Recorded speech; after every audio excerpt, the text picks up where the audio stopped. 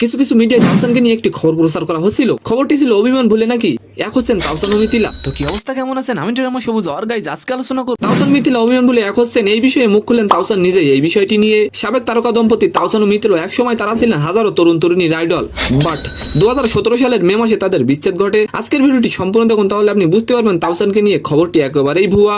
তাওসান মিথিলার বিচ্ছেদের 7 বছর হতে চললো, হঠাৎই কিছু কিছু সংবাদ পত্রিকায় খবর প্রচার করা হলো যে অভিমান ভুলে নাকি তাওসান মিথিলা আবারও একটি ওয়েব সিরিজে একসাথে কাজ করবেন। ওয়েব সিরিজের নাম নাকি বাজি।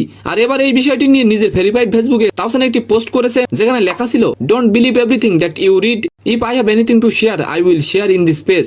এর মানে দাঁড়ায় কখনো সবকিছু বিশ্বাস করো না যেটা তুমি পড়েছো, যদি আমার কিছু বলার থাকে তাহলে আমি আমার এই পেজেই বলবো। এ থেকে বোঝা যায় তাওসান মিথিলার খবরটি একেবারেই ভুয়া। আর এই পোস্টে অনেক ব্যক্তি অনেক রকম মন্তব্য করেছেন, যেমন একজন লিখেছেন আমি জানি তো তাওসান এমনটা করবে না। আরো একজন লিখেছেন তুমি ওই মহিলার সাথে সিরিজ করতে যাবা, কাজ নেই, হা হা হা। আরো একজন লিখেছেন নোংরা জলে ভুলেও পা দিবে না ভাই। আরো একজন লিখেছেন নিউজ রিপোর্টাররা যাতা নিউজ করছে। তো সম্মানিত দর্শক, আজকের ভিডিওটি কেমন লাগলো অবশ্যই কমেন্ট বক্সে জানাবেন। আর ভিডিওটি যদি ভালো লাগে অবশ্যই একটি লাইক দিয়ে আমাদের চ্যানেলটিকে সাবস্ক্রাইব করে দিবেন। ধন্যবাদ।